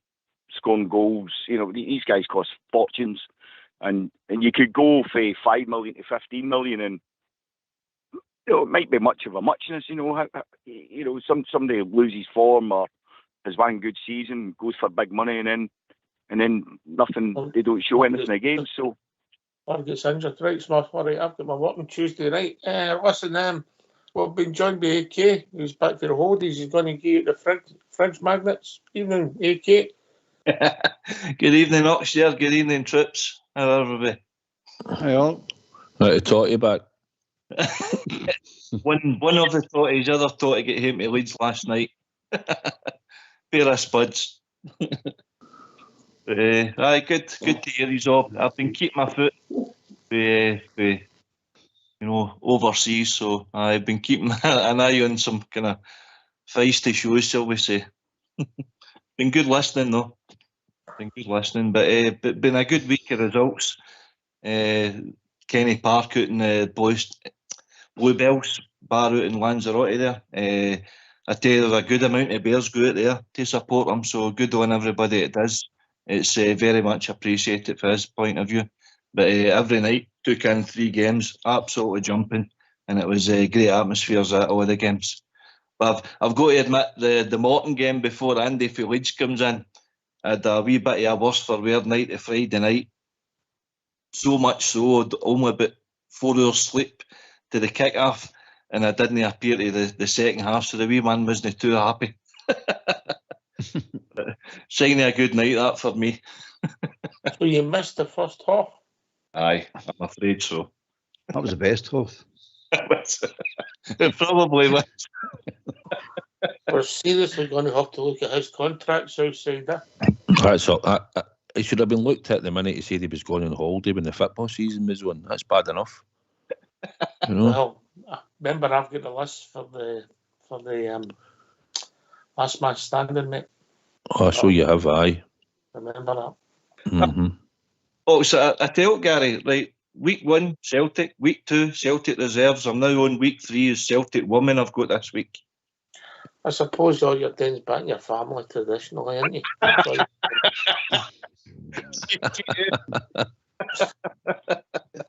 You know what I mean, Albert? Well, I think somebody's got to him, mate. I think it's definitely. Anyway, what's your thinking? I'll go to you first, AK, and then we'll get Smursey's thoughts, and Juicy can chip in with your answers there. The starting 11 tomorrow, have you thought about it, AK Smurf? AK first? I've got a wee feeling that he'll tinkle it with the PSV game in mind.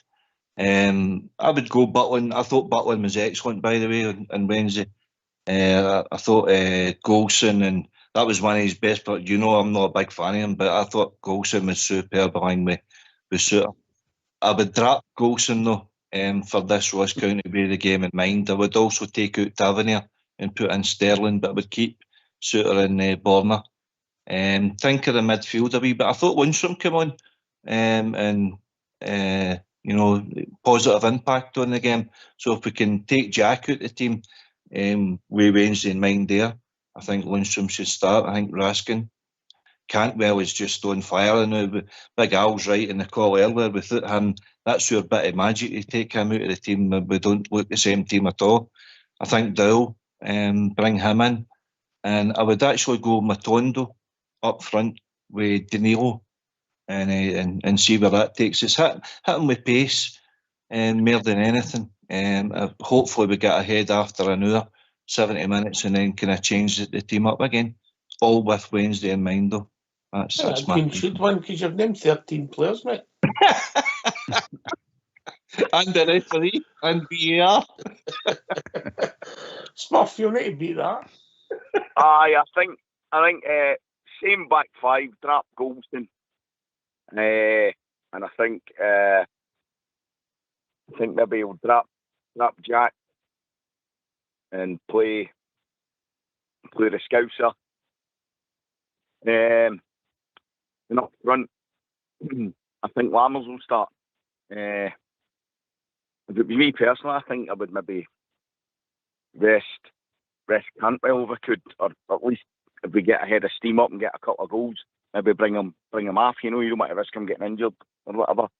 But and the boy Cifuentes, he looked a bit jaded on Tuesday, so I don't know if I would rest him and maybe bring in another player for him. But I think there'll be a few changes, 3 or 4 changes. He did after about 60 minutes. He'd gone. I don't know if you picked up on that, Juicy. Yeah, it's there's a few players who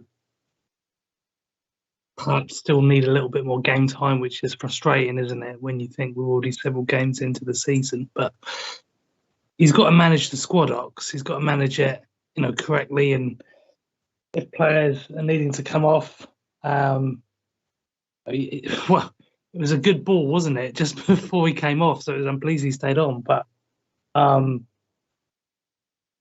trust the manager, and the next 3 games, massive. And the next 3 games after that will be massive as well, maybe for different reasons. But we've got to trust him and just support him at this stage and get him through it. And fitness is going to be really, really key because there's a couple of these players that are going to play all 3 games. And, the team that plays on Wednesday is probably going to be very similar to what starts the weekend. AK, you said you missed the first half last week. Yes. Yes. There's your reason he wants to play 2 John Sterling Southside. You're not doing very well. You're not doing very well, AK. He's got to make changes.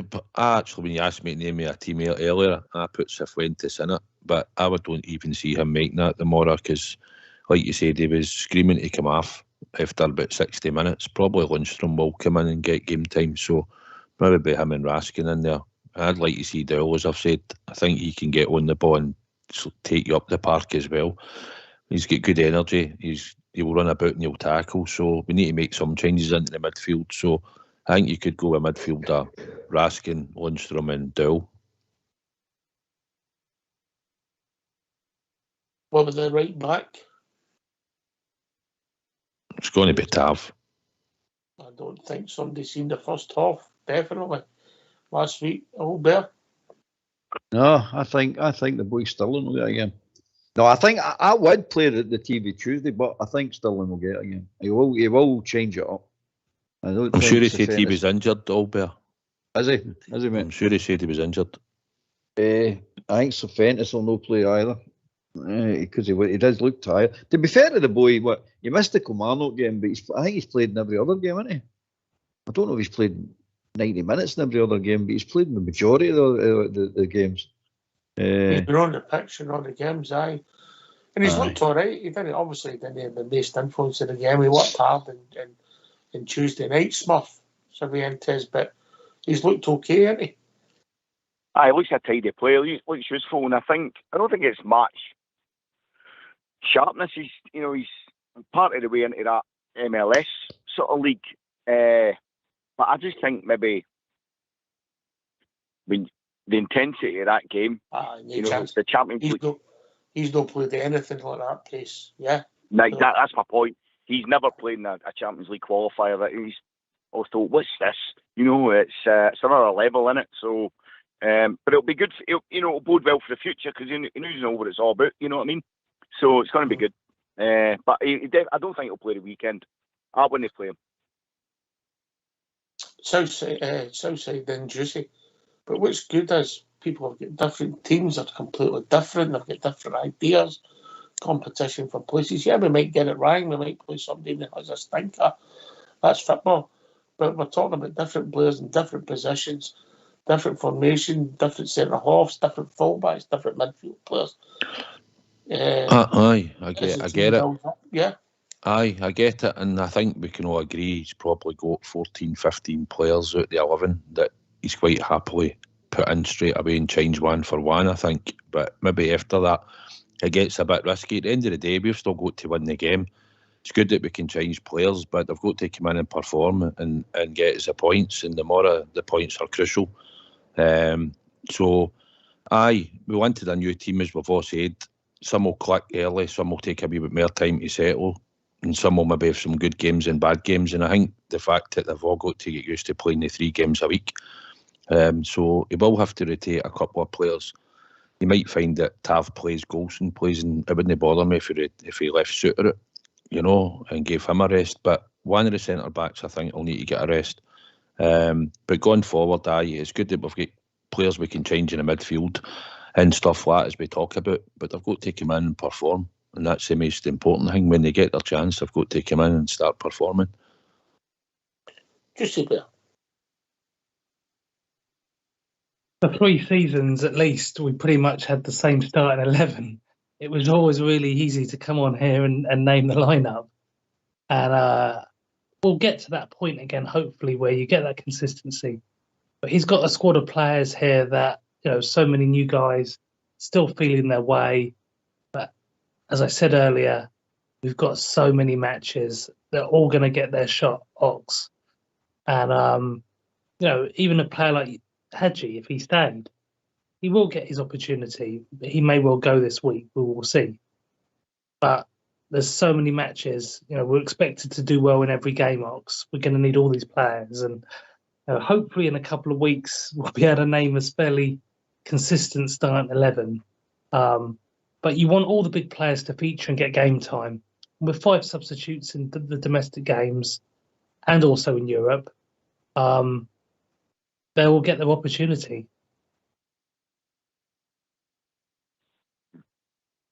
Yeah. I don't think we know we're best 11 yet. Yeah, I think we've got a bit of a blend problem up front yet, even though, as the manager said, Smurf, a lot of the forward players are off the mark already, yeah? Aye, they are. I think it's going to be hard to establish a first 11 in the sense that I'm not entirely sure he's established or nailed down a style of play. And it might even be that he chops and changes the style of play and that'll dictate the first 11, but game by game basis. But there's still a worry that we're playing a bit narrow. But no, you're right what you're saying. He's got a headache. Nobody's, certainly the forwards haven't nailed down.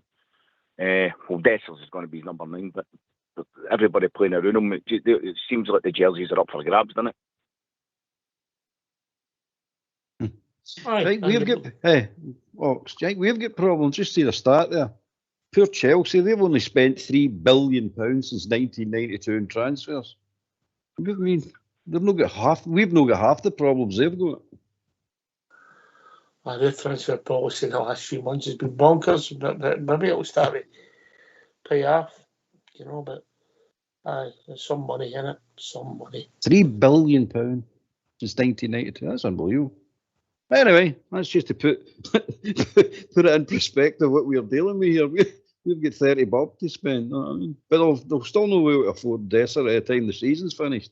Oh, he's going to be brilliant. hope you're right. I hope you're right. You know, and I think forward players need goals Southside.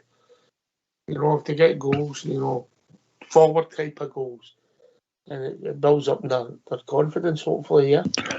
Aye, well, that's what strikers want today. They want to get to the new club and start scoring early. And the two of them have got off the mark. They should have had a couple more between them. If you look at the ones that were unlucky, hit the post, and a couple that Danilo missed. But it's one of the hardest things today at Glasgow Rangers is come in and be the number 9 and get off the mark and score goals regular.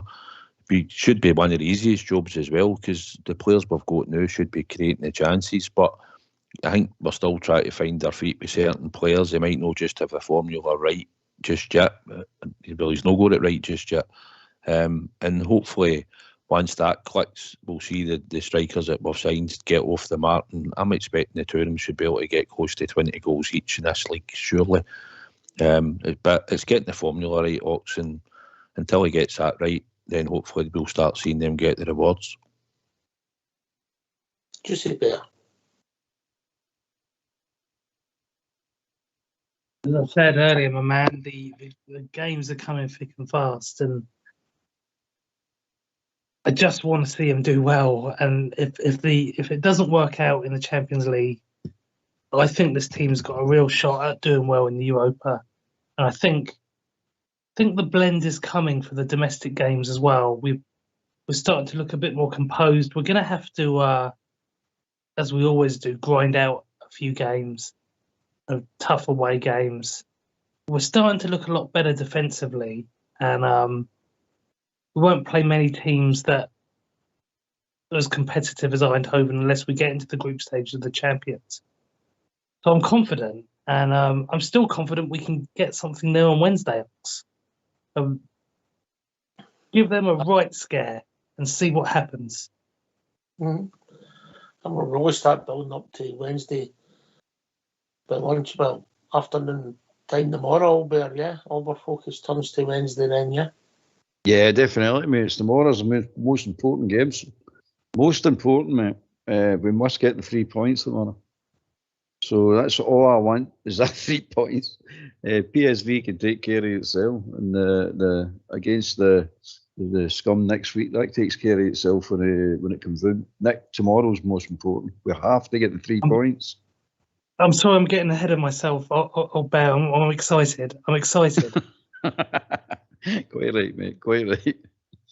We don't want any premature ejaculation here, mate. Just calm down. Calm down. Steady. It's a PG show. I was meant to say something else there. It's come out different. Could be worse.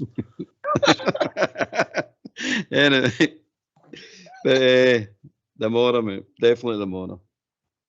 Score-wise, 3-1 to the Rangers. Oh, Southside. You want to come back with that?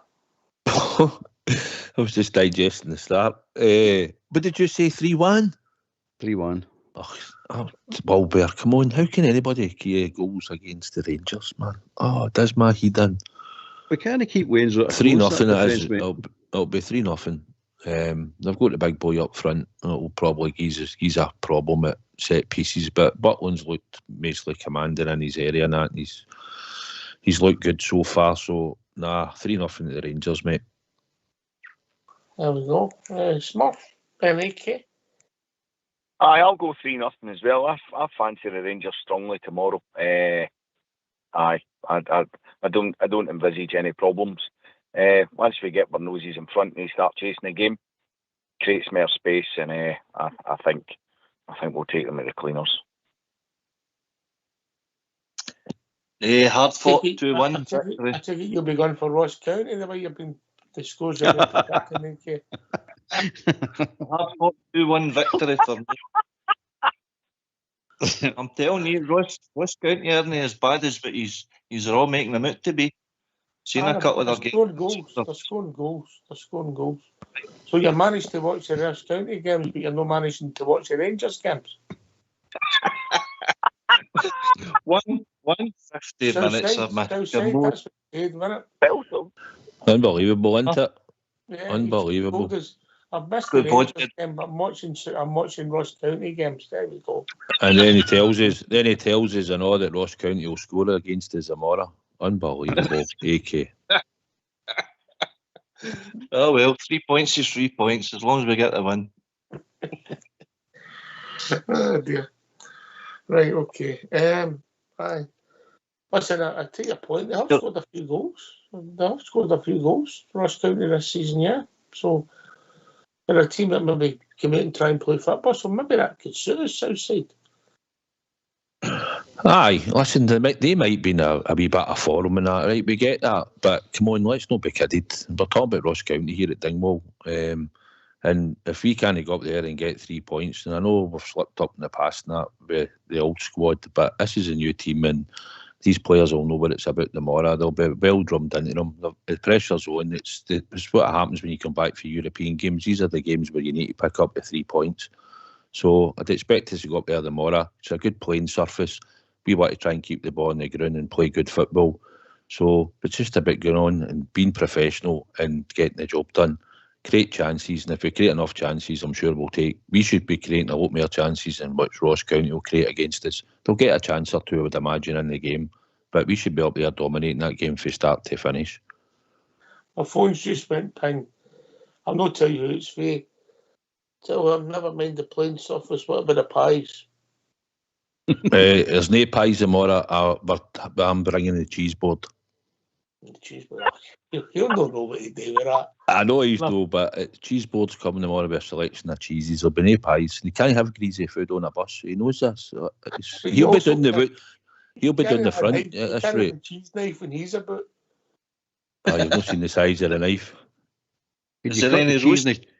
Hey, can you cut the cheese in the shape of a pie?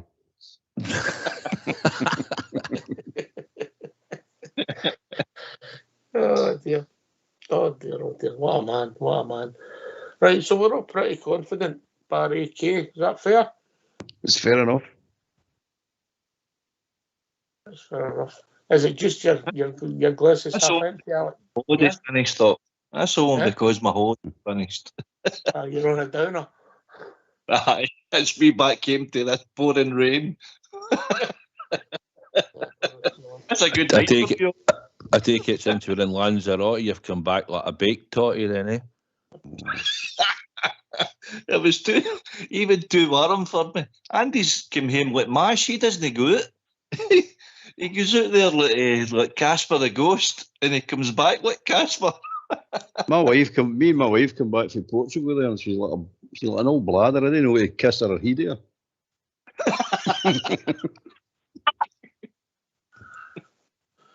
And Old Bear loves the sun, don't you, Old Bear?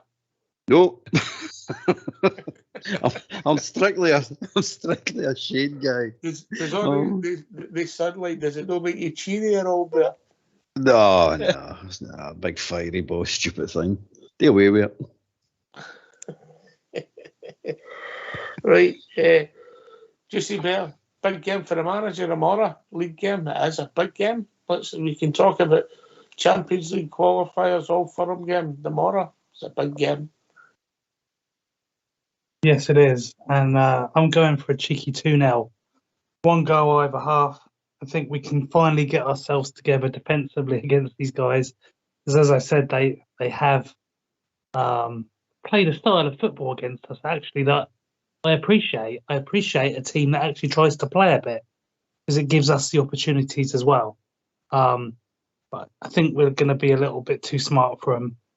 And don't have to go too crazy and all out. I think it would just be comfortable.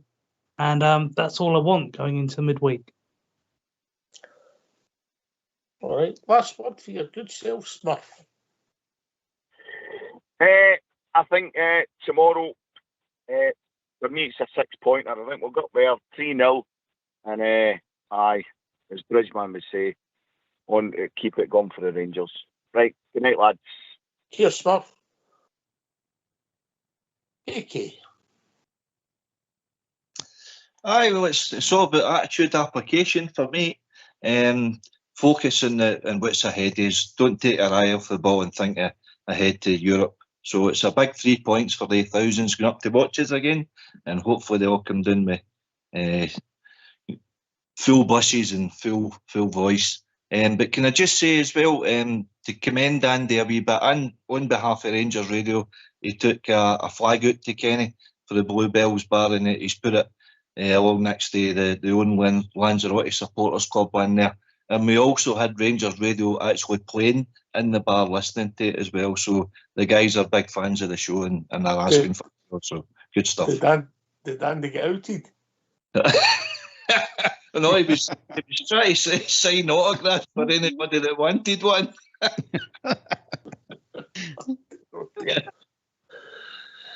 Oh dear. They tell me he's big in China, Andy. He's not big anywhere. Don't even let me change who's. Right, Juicy Bear. Thanks so much for having me on, Ox. It's been really good. And start of a massive week for Rangers. Come on, everyone. Let's get behind them. We can do this. 3 Bridgemans is all we need. Southside. Aye, looking forward to a wee trip to Dingwall tomorrow with my big mucker Stevie. Should be an experience, I would imagine. Most important thing is it's 3 points for the Rangers, mate. That's what's the most important, and everybody knows it. So let's do this tomorrow, Rangers, and get the 3 points in the bag. And your way out of the studio, can you see Fox? It's got you some provisions tomorrow. Some earplugs, some nappies. And there's something else in the bag that I can't see what else it is. But you have to take them away. You might need them for tomorrow. Right, okay. Albert?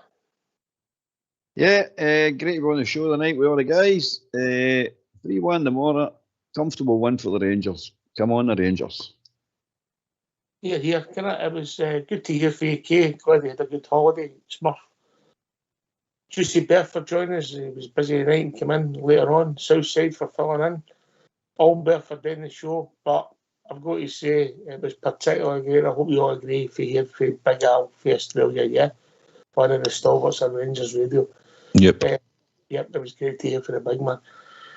Can I thank Fox and Old School Blue for also doing the show and doing the stats? And we'll be back tomorrow. And I'm just checking. It's a half 12 kickoff. I'm right when I say that, yeah, half 12.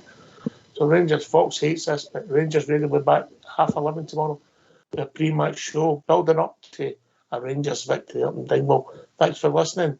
Enjoy yourself tonight. What's left of it. We'll be back tomorrow to watch your famous Glasgow Rangers. Take it away, Old School Blue.